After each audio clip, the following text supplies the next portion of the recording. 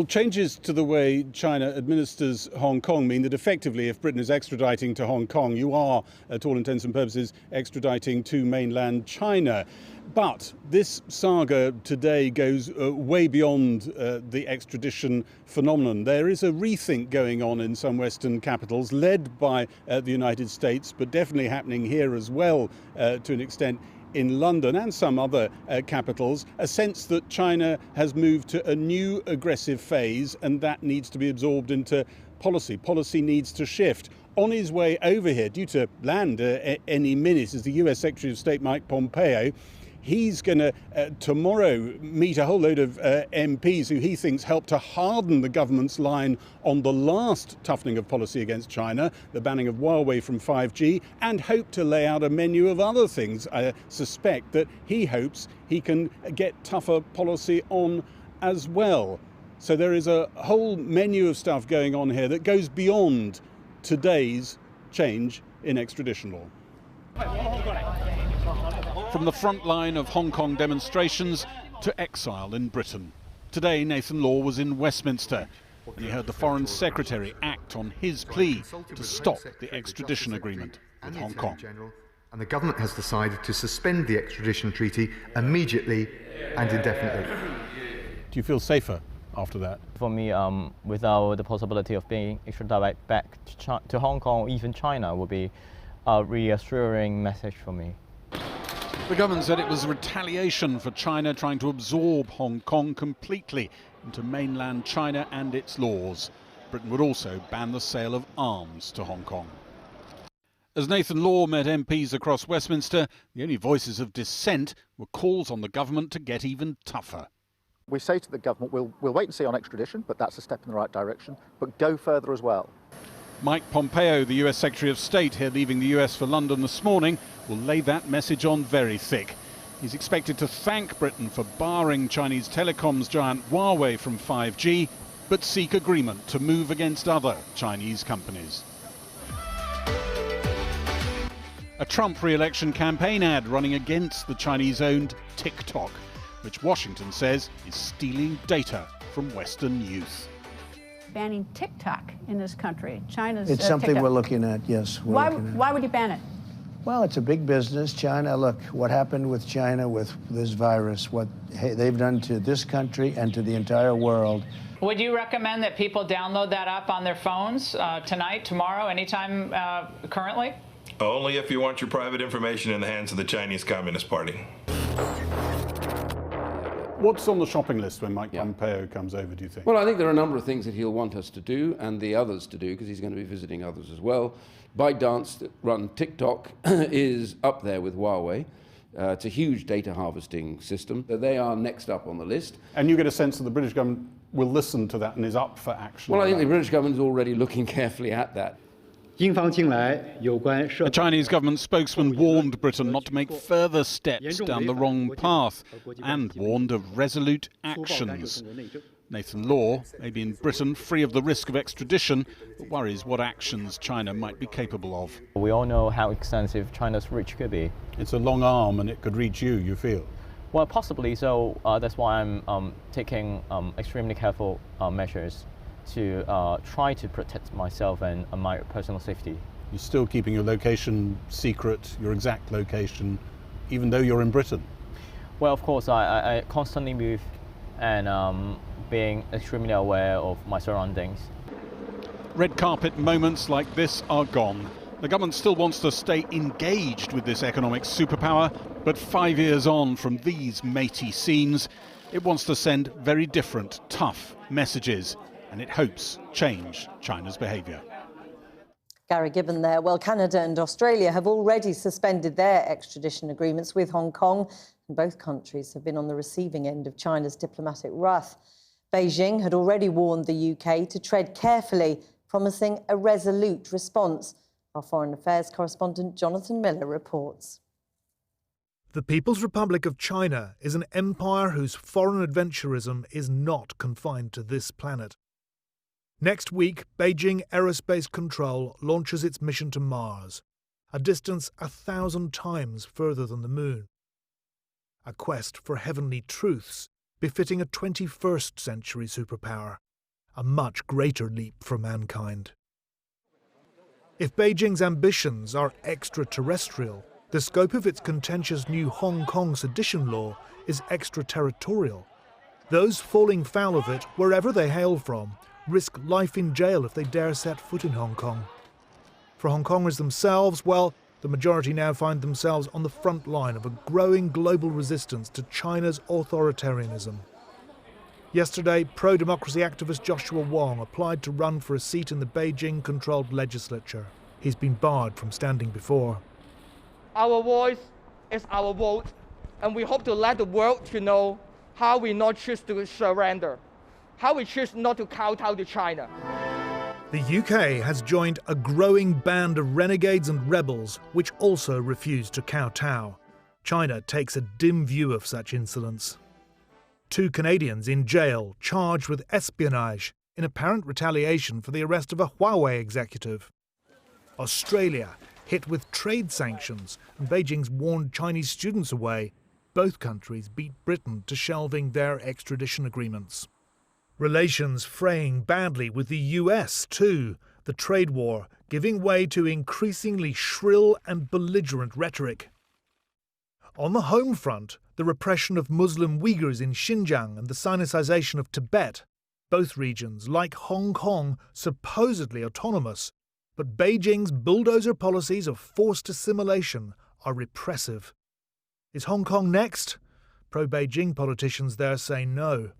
What do you say to Hong Kongers who fear that Hong Kong will simply become like Xinjiang or Tibet? That is a fake narrative. It's a narrative fabricated by people who don't understand Hong Kong, who have not lived in Hong Kong. But with respect, these are views expressed by Hong Kongers. Depends on whom you talk to. If you talk to more level-headed businessmen, they will not be so frightened as to equate the future Hong Kong with Xinjiang, or Tibet, We are a totally different city. The century of humiliation inflicted by Britain on China in the mid-19th century has a lot to do with what's going on now. Parliament dispatched the Royal Navy to defend British opium traffickers and smashed China into submission and shame. For Beijing, the time's come to reclaim what it believes is China's rightful place in the world. This is President Xi Jinping's assertive new nationalism happening. Gone the bide-your-time deference of pre-superpower status. Welcome to China's brave new world. Power, transport, water. China has been buying its way into key parts of the UK economy for years. It's also become a major market for UK exporters. So how serious could the consequences be if relations between the two countries deteriorate still further, at a time when the British economy is already heading into a deep recession? Our business and global trade correspondent, Paul McNamara, has this. Power and possession on an uncomfortable level for some. Hinkley Point C will provide up to 7% of the UK's energy, but will be 33% owned by China General Nuclear Power and open the gates to more influence to come. Truth is, the UK is awash with foreign money buying up different parts of the nation, like Harrods or the Shard, both of which are owned by Qatar. Now, in large part, China is steered clear of these big glitzy investments. Chinese companies have bought the odd British firm, like the one that makes this fancy new electric taxi I'm in right now, but the focus for Chinese investment has been infrastructure, key infrastructure, important to everyday life.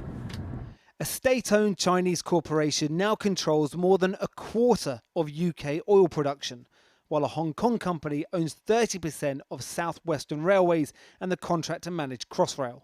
China's sovereign wealth fund holds a 10% stake in Heathrow Airport, and British Steel has been taken over by a private Chinese company. Too much influence, says one Tory MP who wants the government to have ultimate control of future nuclear power plants. But just simply agreeing to what they want, which is what we've tended to do for the last 10 or 20 years, while ignoring their strategic ambitions and their propensity to exploit their advantages over us without us taking heed of the long-term position it might put us in, I think that's got to come to an end. What's the danger if the government don't do anything? at a moment of international crisis, the Chinese might use their influence to shut down a significant proportion of our electricity generation. Despite those fears, the lure of the world's second biggest economy has been tempting. The UK sold nearly £31 billion worth of goods and services to China last year, making it our 6th largest overseas market. And those exports have grown dramatically, almost tripling in the last 10 years.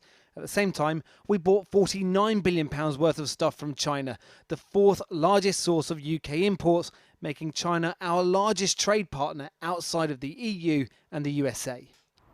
China may have the financial upper hand in this relationship, but analysts say they still need something from us. I do think that getting the UK seal of approval is important for China. That is of value to China. The UK, of course, having a big flagship project in the UK to go through a number of processes and then be successfully implemented, I think that does offer a signal to other countries. There is a cold reality. With such a vast and expanding economy, the UK may have to find a basis to deal with China financially, whether it likes it or not. From Beijing, I've been speaking with Victor Gao. He's a Chinese international relations expert, and I began by asking him for his reaction to the news that the UK has suspended its extradition treaty with Hong Kong. I consider that to be very unfortunate. It's a blow to China-UK relations, and it's also a blow to the future prospect of Hong Kong. Extradition treaty actually works both ways, so I'm afraid UK will also find itself in a very awkward situation when it does need to extradite people from Hong Kong. So it's a very unfortunate and very unconstructive development. Well, it's come on the heels of another unconstructive development, which of course was China's change of its position on Hong Kong. Personally, I don't think there is any major change in China's position on Hong Kong. One country, two systems still remains the guiding principle for Hong Kong. The basic law still remains the cardinal law for Hong Kong. And the national security law for Hong Kong was originally contemplated in the basic law ever since it came into effect on July the 1st, 1997. And there was a particular article in the basic law mandating the Hong Kong SAR government to enact the national security law in its own capacity. But we all know very sure for the last 23 years why Hong Kong legislature failed in enacting that national security law for Hong Kong. This leaves the central government with no other option but to enact the national security law for Hong Kong. Well, it will certainly lead to an escalation of bad relations between China and the West generally. You're not concerned at all that some kind of a Cold War may begin to develop? In a philosophical sense, if the Cold War has to happen, if the cold or the Iron Curtain, as Churchill said, had to descend, let it be. We all need to be prepared against this. This was not initiated by China. China was a victim of the new Cold War imposed on China, mostly by the United States. And it will pain me a great deal if I see UK went along with the United States in fighting this Cold War against China. Why? Because from the Chinese perspective, we want to be friends with the British people. Well, Victor Gao, what are the repercussions going to be of today's news? What is going to happen in terms of any reprisal by the Chinese government? I think if China comes to the firm conclusion that the British government is manhandling any one Chinese company, including, for example, Huawei, it will really feel very much obliged to act on behalf of the 1.4 billion Chinese people, to retaliate back to the United Kingdom government. But Mr. Gao, you have not spelled out any repercussions by specificity. In the Chinese perspective, justice will have long arm, and we just wait for the consequences. The manhandling of Huawei will have repercussions, and eventually the British people will suffer because they are not going to have the top-notch, highest quality, the most reasonably priced 5G raw out, and this will really slow down the technological breakthroughs of the British people as a whole.